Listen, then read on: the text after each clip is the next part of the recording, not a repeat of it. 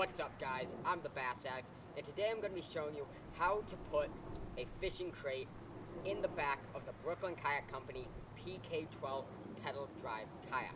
Now I'm going to be showing you exactly how to put a crate in the back of this kayak to optimize your fishing experience and have a better day on the water. Now let's talk about it because there is some funky stuff in the back of this kayak. Let's get right into it. Alrighty guys, so the first thing you're gonna do after noticing the very poorly placed dry storage hatch that should, in no history, be there or be placed there on a kayak, because that's where a crate goes, but they put it there. So let's work with it now.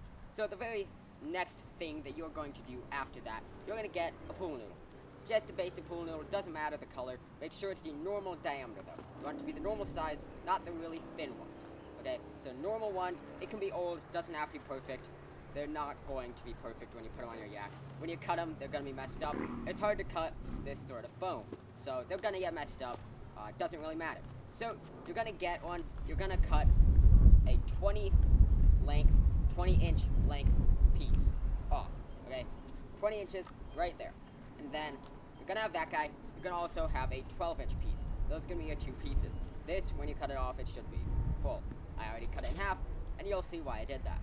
Now then, this guy, imagine that he's a full piece. You can see he's not perfect. That's because these guys don't go together, because they don't have to be perfect. So this 20-inch piece, you're gonna get it, you're gonna cut it right down the middle, okay? Just cut it in half, okay? Right there, again, doesn't have to be perfect. This one, he doesn't at all look perfect, doesn't look good. He really doesn't look good. But then you're gonna have the 12-inch piece, you're gonna cut that guy in half. You're gonna throw away the other piece. This guy, these two guys get to stay together. This guy, he's lonely, throw the other piece away. Get it out of here. So there you go. You have one half 12-inch piece.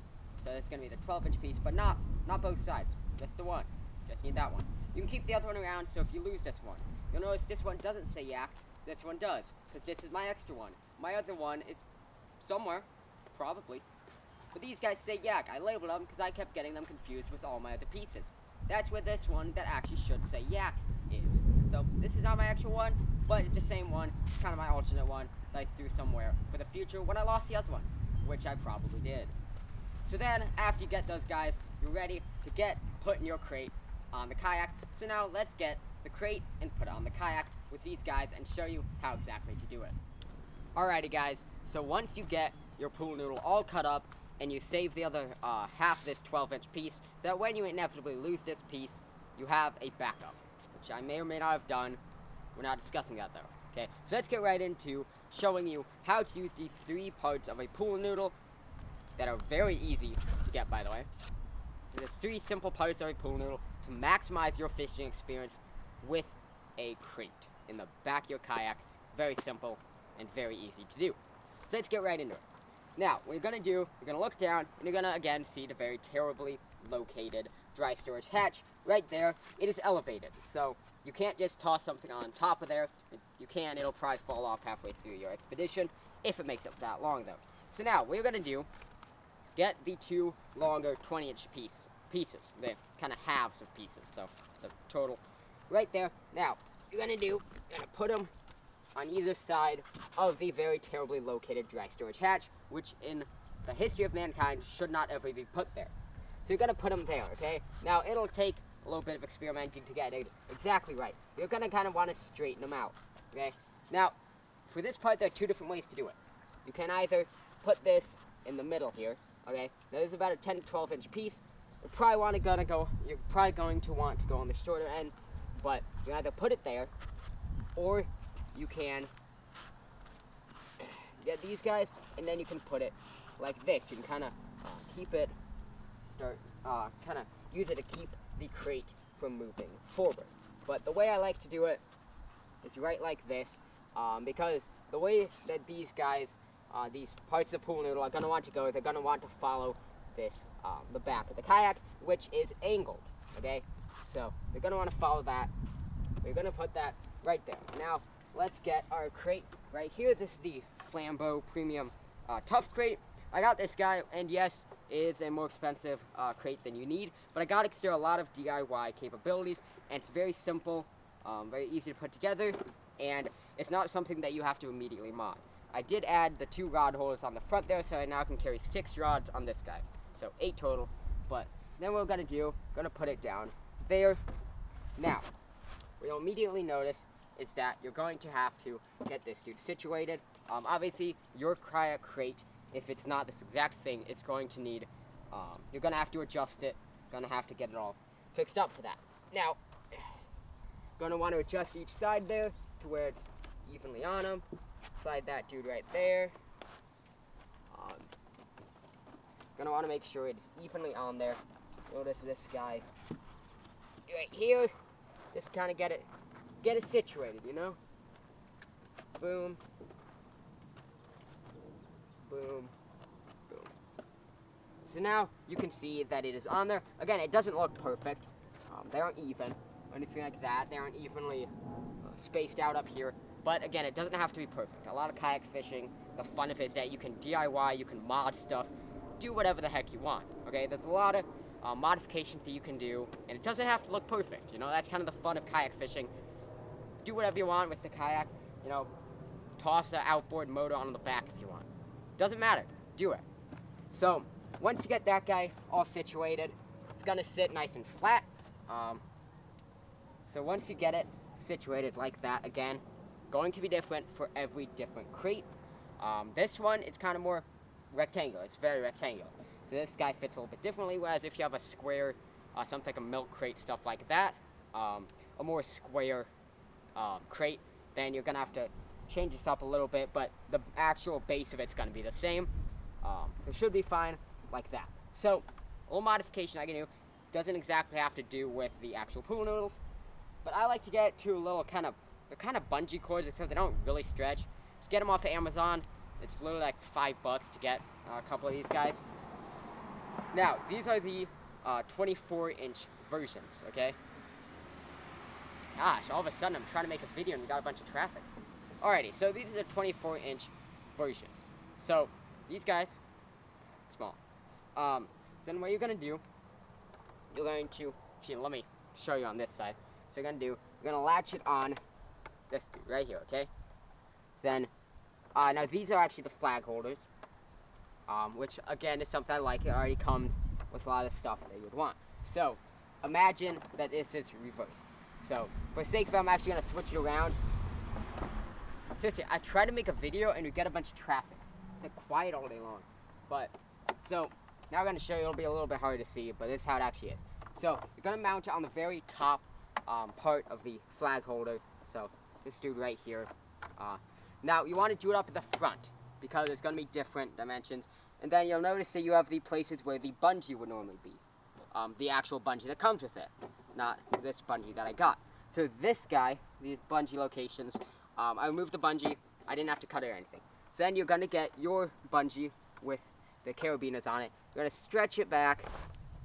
And I actually moved my crate a little bit. It won't do that once I actually have like my 50 pounds of tackle. I bring way too much tackle on this. Working on cutting it down, it's kind of an issue. But anyways, so once you put that right there, now there are a couple things that it's going to do.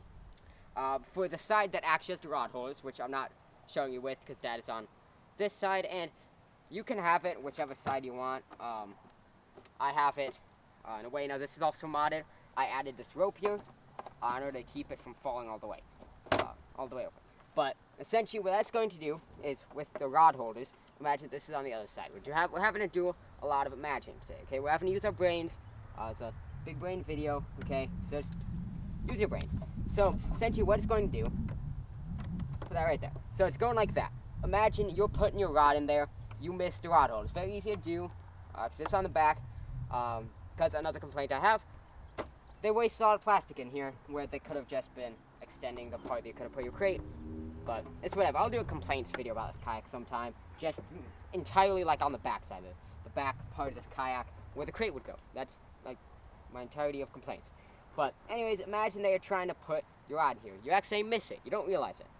But if you have this bungee here, the bungee will catch it. So you put it off to the side, it catches it. I actually did this recently.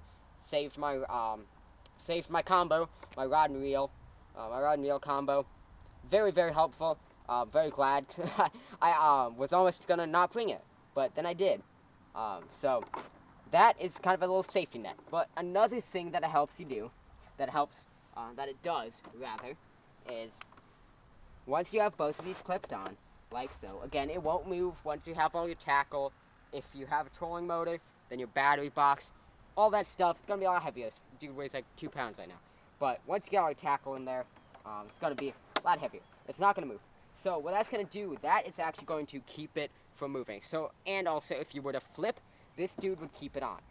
Now, you have an additional option to get 36-inch these bungees with carabiners. You can actually put them through the normal handles they'll have on this premium tough crate, and you can just latch them on there. Makes it even more stable. But if you were to flip, if you're on a river or something, it's a lot more likely, but it can happen in lakes too.